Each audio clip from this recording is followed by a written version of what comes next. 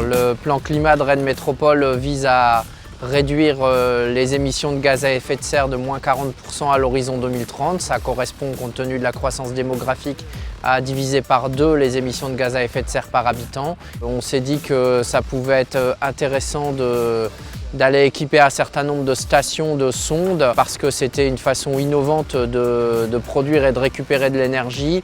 Ça nécessitait évidemment des pompes à chaleur et ça permettait d'alimenter en énergie renouvelable des logements qui devaient être construits au-dessus des stations de métro. Grâce à la nouvelle ligne de métro, c'est 4 stations qui sont équipées, les stations Sainte-Anne, Saint-Germain, Jules Ferry et Clenay.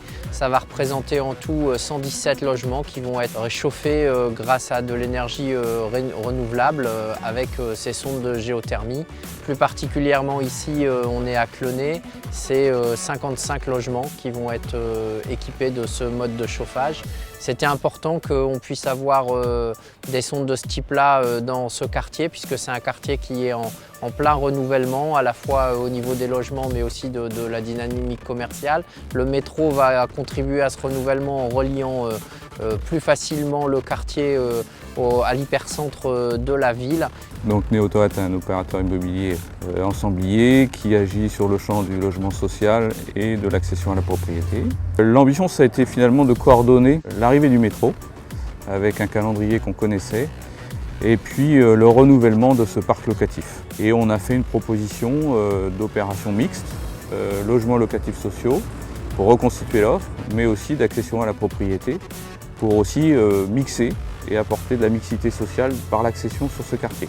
Après une orientation forte, notamment en créant un réseau de géothermie dans les stations de métro, évidemment, on a été enthousiasmé par l'idée de travailler ce sujet. Donc oui, ici, la pompe à chaleur à absorption au gaz naturel est installée pour chauffer ces 2 bâtiments et assurer une partie des besoins en eau chaude sanitaire. Elle vient puiser ses calories sur la station de métro.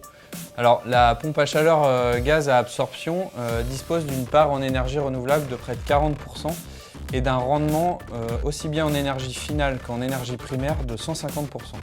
Près de 10% du gaz en Bretagne sera d'origine renouvelable d'ici 2025. Le système est tellement performant que cette pompe à chaleur gaz à absorption répondra demain à la future réglementation environnementale des bâtiments, la RE 2020.